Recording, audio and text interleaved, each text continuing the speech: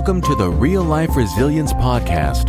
Stories of recovery from life's most difficult trauma with Stacey Brookman. For the next 3 hours, I ended up being chased around our honeymoon suite naked, not being able to leave, trying to actually hide in one of the bedrooms as he was chasing after me. He told me at one point he wished he had never married me. He really wanted to kill me. And then he actually pushed me onto the four-post bed and started strangling me.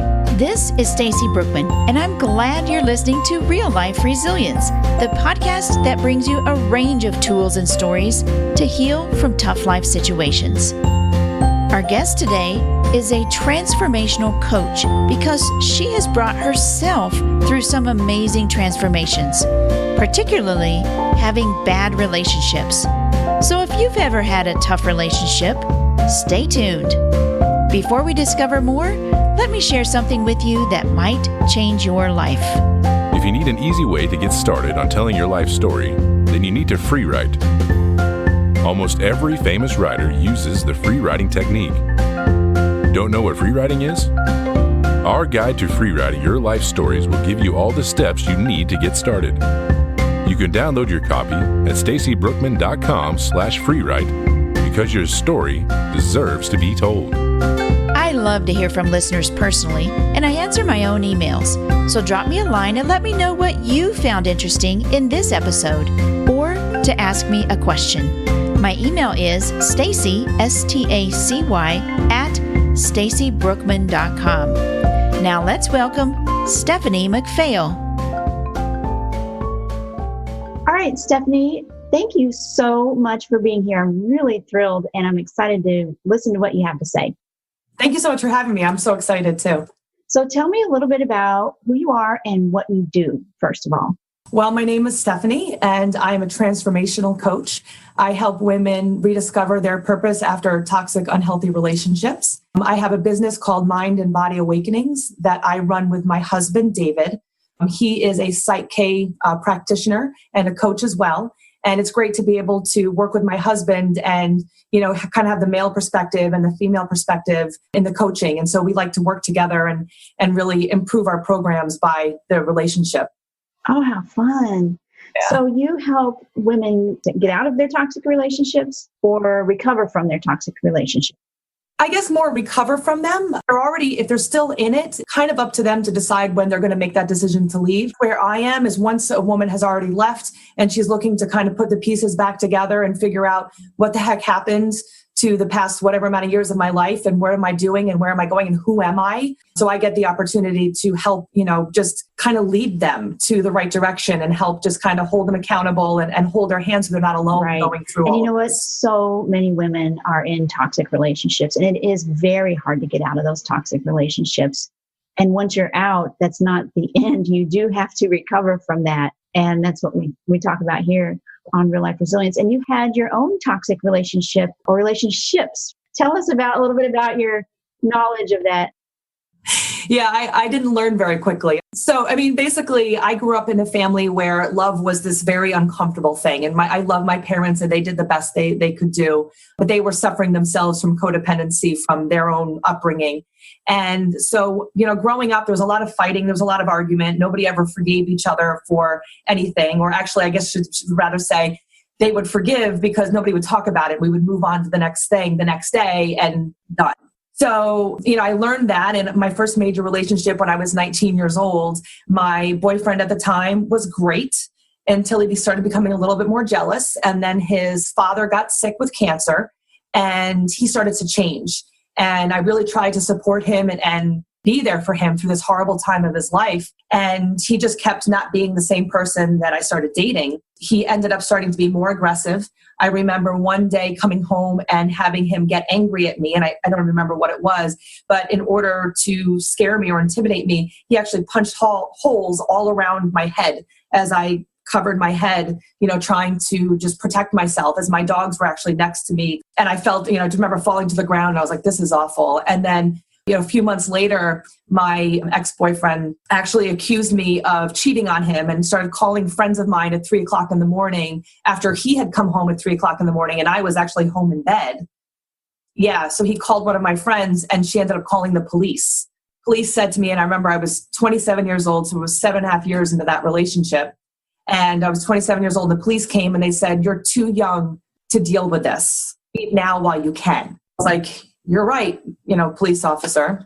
I was embarrassed and everything else. I ended that relationship feeling kind of bad because I felt like I was letting him down. And then I never really rectified that. And I dated other people and they kept being off. They kept not being healthy relationships. And I would date them for a little while and they were off. And then I finally met my ex-husband, and he was a sweet talker and he was a friend of a friend. So I thought he was safe. And my friend tried to warn me that he was a little bit off. And I think I was at a point where I said, and for some reason, when you're young, you don't always think things through. But, I'm 28 years old. I'm getting older. I settled down. So I tried to overlook some of the issues that he had. And one of the issues was having a temper. And growing up with a father that had a bit of a temper, I thought, you know what? He's got these other great qualities. I think I can deal with this. So there were a lot of red flags and I ignored them. And when I was 29 years old, I got married in a castle, a place called Ohiga Castle. He wanted to do a big Long Island style wedding, which is always over the top for Long Island. I wanted to do a destination small wedding, but he very much wanted to have that big wedding.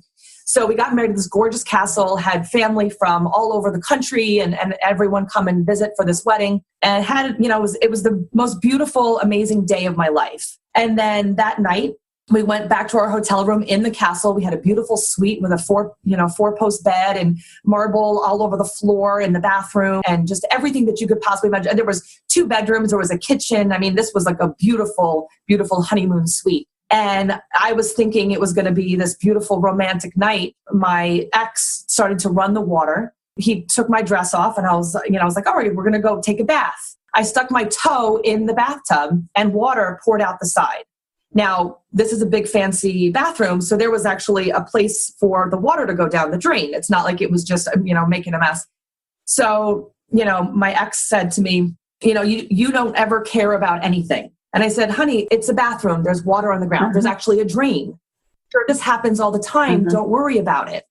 He's like, you know what? I'm telling you, you never care about anything. You don't care about my feelings. And I was like, honey, let's please stop. Let's take a breather. Because I could see him getting upset. Don't want you to ruin the night.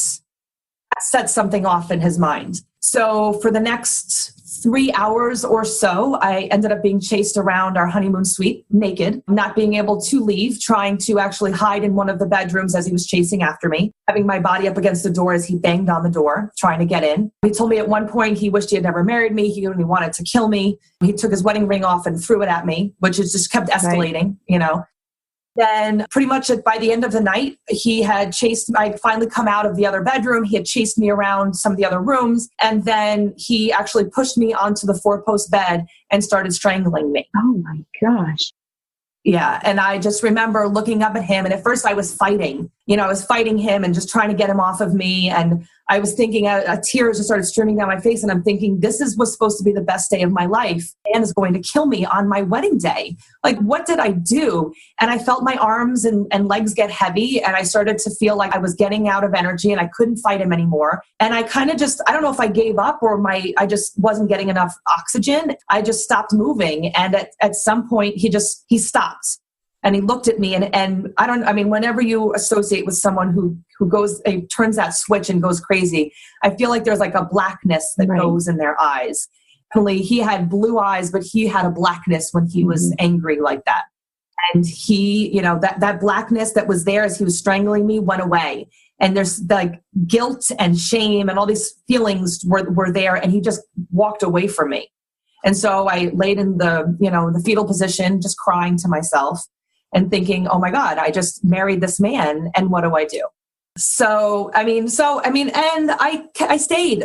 I stayed for 5 years. It was, he promised it would never happen again. And it was just something, he was so stressed out from the day, which ended up being his mode, was, I'm so stressed out. This happened because someone was mean to me, or my job isn't not giving me the money that I want, or they're giving me too much stress, or you spoke too loudly in front of our friends and that embarrassed me, or you talked too much, or there was always an excuse for what behavior was. And I ended up throwing him out of the house on 3 separate occasions after every time he had been physically violent with me. And then there was at a point he had pushed me and I hit my head on the ground and had a big lump on my head. I just kept thinking, like, I need to get away from this man.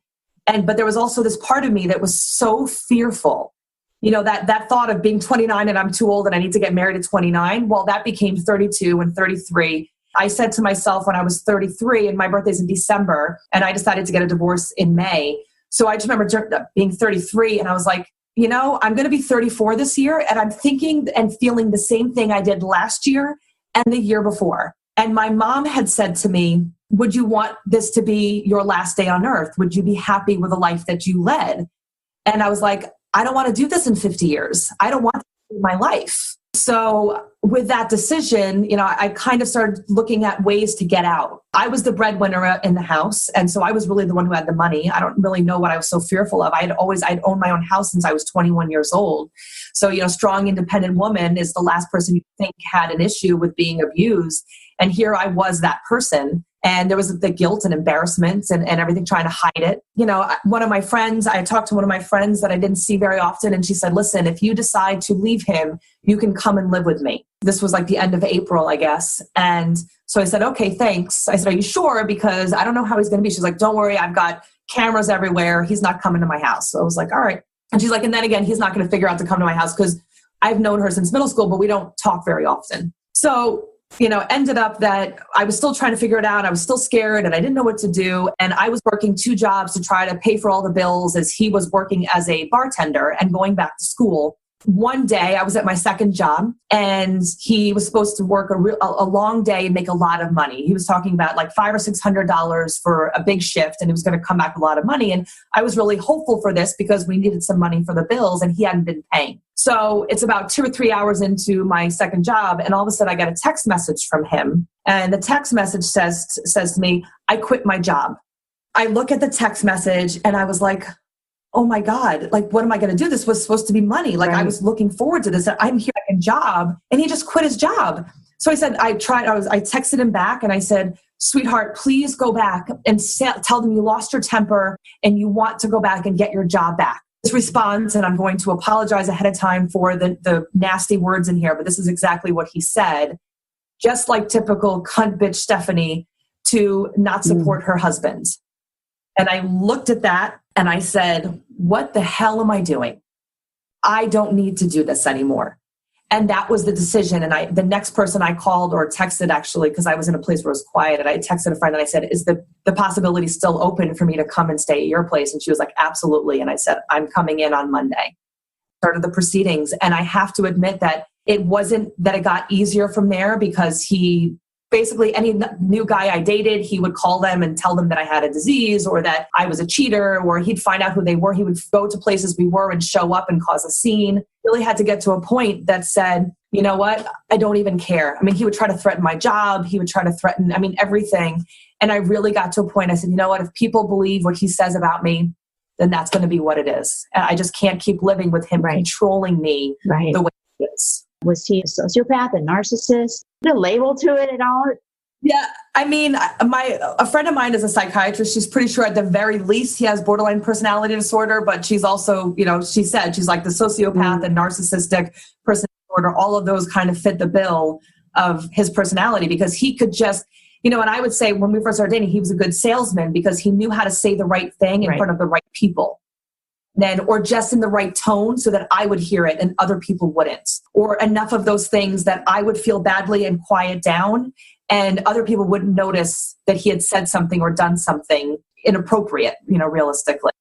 Those people fly under the radar, and our situations are so similar. And that's why I'm having you on this podcast, because there are a lot of other very confident, professional, successful women who fall into this trap. And so what have you done to kind of think back through to say, okay, how was I accepting of this behavior? Because that's essentially what it boils down to with myself as well. I accepted that behavior and I didn't stand up for myself. I didn't say, no, that's not right. For some reason, I felt like I was, gagged or something, and I couldn't say that sort of thing. And I think you felt the same thing. So tell me about that.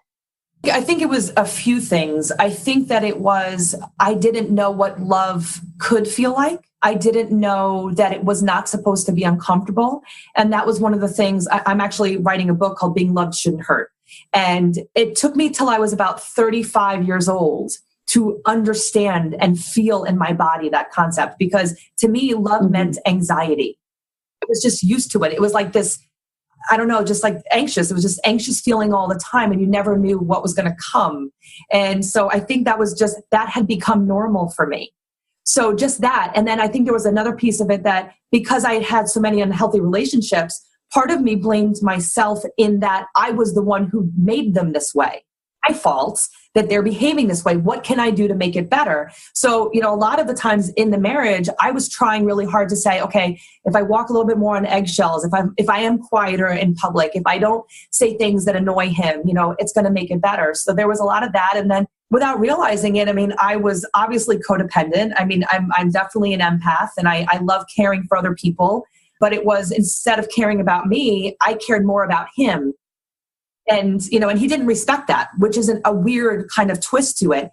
He knew that he was treating me badly, and he didn't respect me for staying around, even though he didn't want me to leave. He also didn't respect me for staying with someone who was treated that badly. So once you left and you made that break, and that's not the end of, hey, I'm going to live happily ever after, right? Yeah. There's a lot of work after that, but it's great, great healing work. Yeah. Tell me about that part of your life where you recovered and steps you took. Well, the recovery was actually a very bumpy road. I decided to leave. I stayed with a friend of mine for about 4 months. And then I had some legal issues. My grandmother passed away. I got a blood clot. I had started dating a guy and he disappeared. So I got ghosted. It was just one thing after the other. And when the guy ghosted me that's when I fell into a depression. And for months, I couldn't breathe. I couldn't eat. I was finally, all those years of everything that I was trying to not deal with came into my soul. And I couldn't shake this horrible feeling of real depression. I was having a hard time concentrating and really doing any of my normal activities. I couldn't find joy. And it was just, I would literally go to work, come home, get into my pajamas and lay in bed. And anyone that's known me, even in the worst times, I always was a positive person. So anyone that had known me for any period of time said, I've never seen you like this. And it's killing us to see you, and there's nothing we can do. And I'd feel like I couldn't breathe, like there was something sitting on my chest. And so it was a few months' time, concentrated time. It was literally every 3 weeks, something really bad happened for 3 or 4 months. Yeah. And so finally it was like the end of December or November, December, all these horrible things were happening. And then the new year happened and I got pink eye. And I was like, oh, just add that to the list because it's been 3 weeks. I might as well have something else horrible. And then 3 days later, I sprained my ankle, which is weird because you wouldn't think that was a defining moment, but it actually was. I was in the emergency room, and who did they call automatically but my ex-husband, because he was still on my list at the nurse's office or whatever. And he was actually not a bad person. He was okay that he was there, which is strange too. But so I remember sitting and looking at in the emergency room, looking at my ankle, just hugely swollen, and I started laughing. And my ex-husband was staring at me, and he's like, why are you laughing? And I was like, I started laughing, and then tears started coming out of my eyes. And I looked up and I was like, I get it. I get it. I am the one who needs to make the changes. There had been this piece of me that wanted somebody else to come and fix it. I wanted somebody else, the knight in shining armor, to come and swoosh me off my feet and make everything better. And for some reason, that ankle was swollen and being in the emergency room, and, it just came to me. And I said, you know what? I am my own knight in shining armor. I do not need to wait for anyone else. I actually went home and I was reading a book called The Celestine Prophecy. And I don't know if you ever read it. It's a really good book. So there's 3 different books. And literally, I turned the page and the character in the book sprained his ankle. Literally, yeah. It was not even like a few pages. Like I turned the page, and the very next page that I was reading, he sprained his ankle. And it was basically about like not paying attention to the world around him and not feeling like he's really a part of and whatever. And I was like, oh my God, there's another sign from the universe, from the world around me, just showing me what I need to do. And that was, it was at that point became such a turning point because I started to say, you know what, I'm going to now look for things that make me happy. And I started really following my heart. And if something started to not feel good, I walked away from it. And so I was doing some intense therapy. I was going to concerts with friends. I was rediscovering who my real friendships were and really just finding out who I was after, years, because I'd never really spent a lot of time by myself since I was 19 years old. So here I was 35, 36 years old, and I was for the first time by myself as a grown woman. So, it was a lot of just following my bliss. And that's one of the things that, when I work with my coaching clients is that follow that. There is a reason why your gut tells you that things are bad and things are good, because all of those other relationships, my gut was telling me it was wrong. Mind was saying, well, but you're being too picky, or, it's your fault and you need to do this. And there was all these other excuses and guilt and everything else. And once I really let those go, it started to really change my life. And it was almost like the colors were more bright and the world was just such a happier, more wonderful place. I created my business, because I said, I want to help other people, because I didn't even realize how much better it could be until I was on the other side. And I was like, I want everyone to be here. Like, how great would it be if everybody could really live their best self?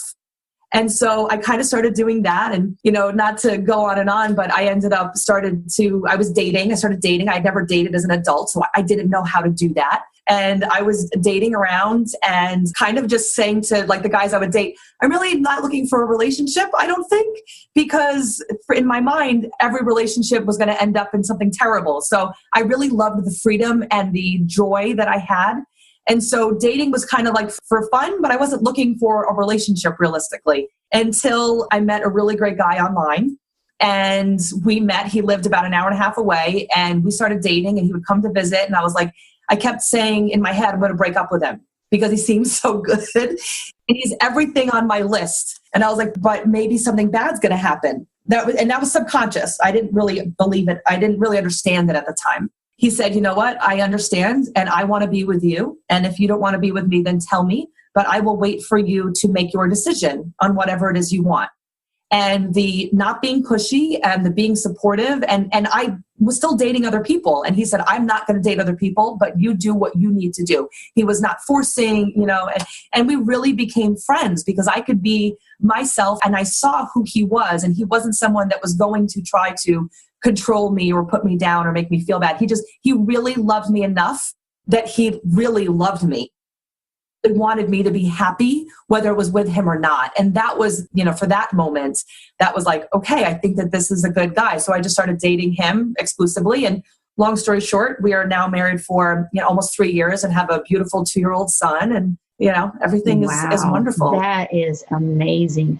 And I can attest, you mentioned the joy and the colors seemed brighter when you started, following your bliss. And I can attest to when you're comfortable with yourself. I was just happy after all of this and getting through a bunch of junk, that when I became happy being myself with myself, I didn't need anybody else to be myself. Mm-hmm. You're right. The colors, the joy that you can find. I was content to be by myself the rest of my life. And very happy with it. Ecstatic. Like I could do whatever I want. I could go to movies if I want. I could go to, freedom is so amazing and alluring. And so there is freedom on the other side once you make that decision. And, it's possible. It's definitely. It is. And it makes me tear up at times because I think, had I not made that decision to leave, I cry about it every time, because had I not made that decision, I wouldn't live and experience this. And I think back, I've been divorced now for 5 years. And, it's just, I turned 40 in December, and I'm like, I would be 40 and still living that same life. And who knows? I could have been killed. I would have been miserable. And instead, I get to live a happy life that I've created. That's so exciting. So tell me a little bit about your business and how you help other women. That's what I felt too. I'm like, when I started life storytelling and writing my memoir through a class, and I realized the healing properties of that, I wanted to tell everybody else about how to do that and the joy that that can bring. But you've created a business out of it that you operate with your husband. Tell me a little bit about that.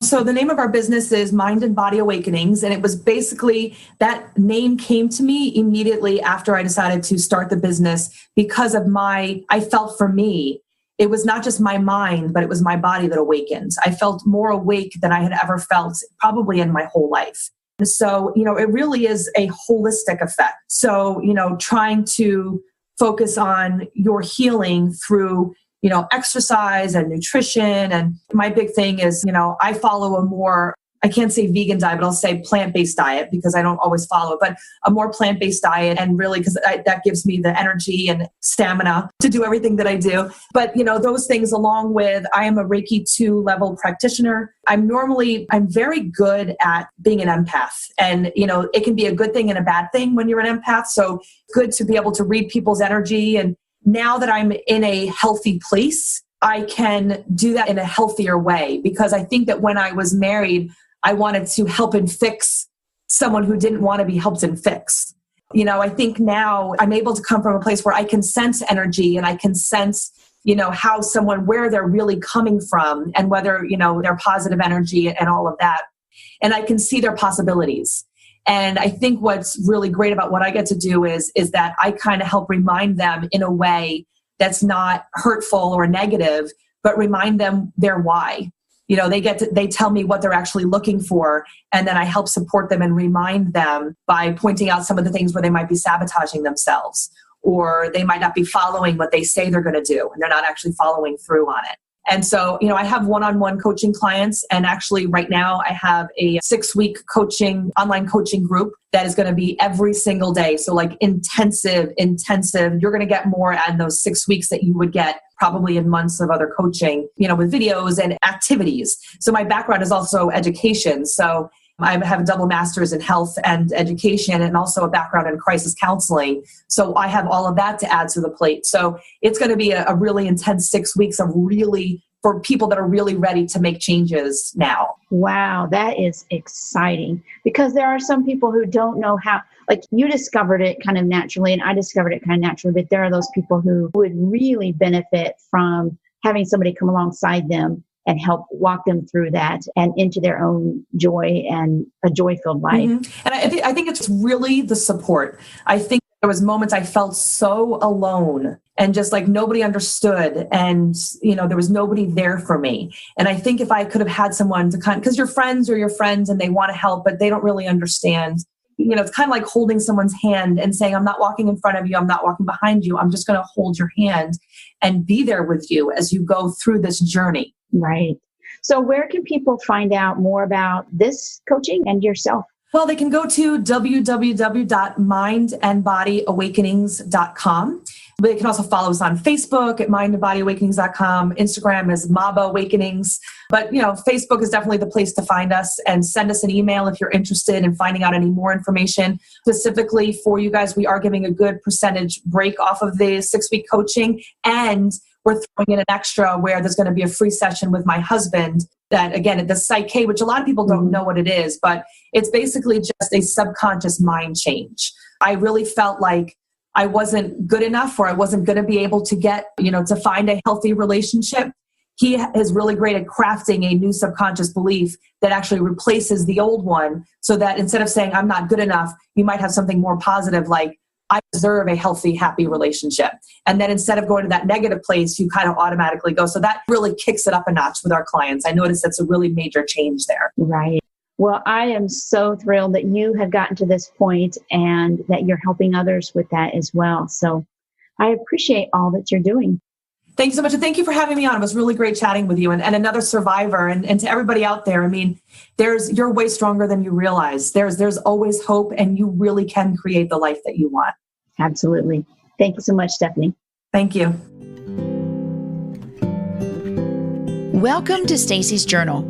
In this segment, I let you peek into my journal as I share my thoughts on a topic or resilience resource. I was really struck by what Stephanie's mom asked her. She said something like, "If this was your last day on earth, would you be happy with the life that you led?" I think if a lot of us were to look back on the past year and what we endured, what we allowed to happen, and what our lives were like, and we would say, no, I don't want to leave this as a legacy. It's another way of taking a serious look at your life. Because if you don't turn around and take a good look, if you don't examine where you've been, if you don't plan to make things better instead of wish them to be better, you'll be doomed to repeat and repeat and repeat, and you'll never get out of that cycle. My challenge to you is to stop what you're doing and take stock of what your life has been like. What would you like to improve? And talk with a trusted friend about how to improve it. I say talk to a trusted friend because if you leave it up to yourself, you may not have the guts to look or to change.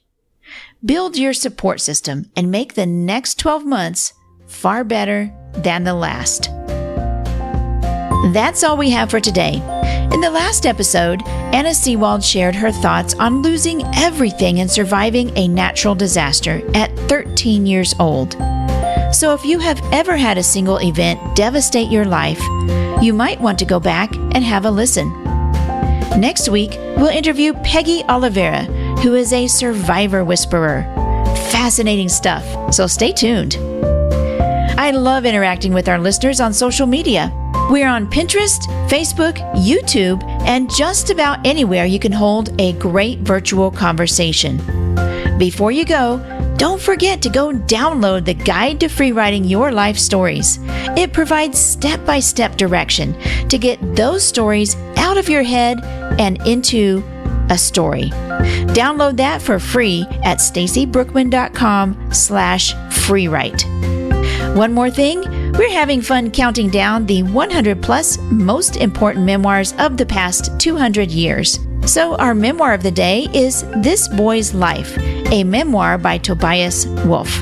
This unforgettable memoir introduces us to the young Wolff, by turns tough and vulnerable, crafty and bumbling, and ultimately winning, as he fights for identity and self-respect against the unrelenting hostility of a stepfather.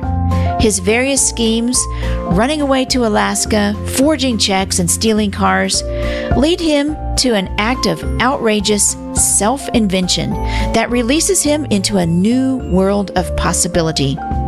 Check out This Boy's Life, a memoir, and all the memoirs on this list at stacybrookman.com/100memoirs. And always remember that life is a story, and it's never too late to start telling yours.